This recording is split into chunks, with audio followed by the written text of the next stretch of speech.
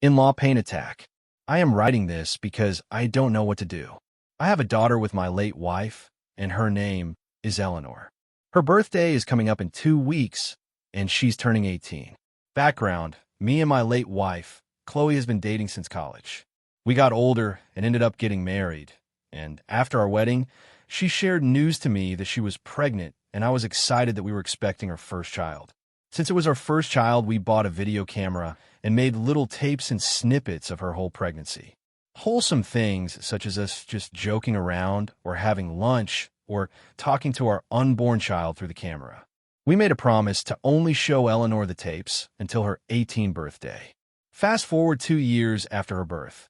Chloe passed away due to a drunk driver crashing in her car as she was coming home from her mother's house. I was devastated of her passing and went into a deep depression and having to raise our 2-year-old daughter by myself. My friend tried to get me to go out again and start back dating, but every time I did, I felt like I was betraying her. Years later, when Eleanor was 13, I met Wendy. We met at a gathering for my sister's birthday, and we instantly hit it off. She didn't mind that I had a daughter because she had 2 kids herself and just went through a divorce. 2 years after we got married, now back to the present.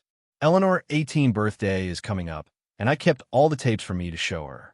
Mind you, her mother died when she was just 2, so Eleanor doesn't remember her touch or her voice. I was excited to show her the tapes, and a week ago, I was talking to Wendy about it, and I noticed her expression going from happy to looking a bit uncomfortable. Wendy would always get uncomfortable when I talk about my late wife.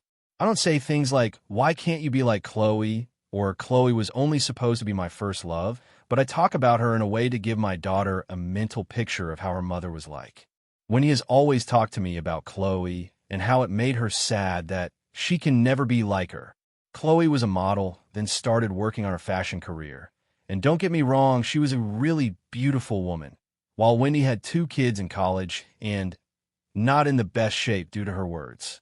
I love both women how they are, and I've never had a preference, but I feel like Wendy is gaining some jealousy towards Chloe.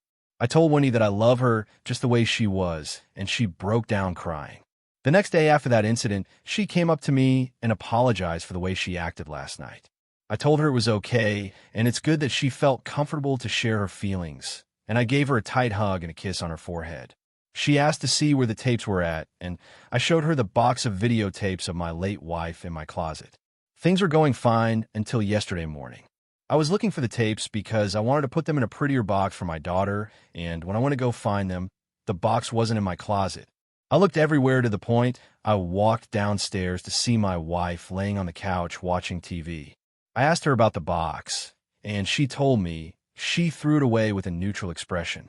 My heart dropped, and I asked her what did she mean, and she told me that I talk about her too much and that I need to move on with my life. So she threw them away as a head start. I was fuming with anger because not only she threw away what I had left of her, she threw away my daughter's big surprise. We quickly got into an argument, and she noticed how angry I was, so she started apologizing. It got to the point I started crying and locked myself in our bedroom. It's the morning, and I'm writing this in my office, going through my computer, finding old files or any type of video of my late wife to give it to my daughter, because sometimes my daughter still cries that she never got to meet her mother, and I really thought it would bring her closer to her. I've been ignoring my wife for the past day, and she's been texting me nonstop about how sorry she is, but I really just can't look at her right now. It's getting to the point our mutual friends are texting me to accept her apology and get over it since Chloe died over 10 years ago, but I'm trying to ignore them all because they never had someone so close to them died. I am working on finding these files, and I'm starting to think I was overreacting. I don't know what to do, and I really need help.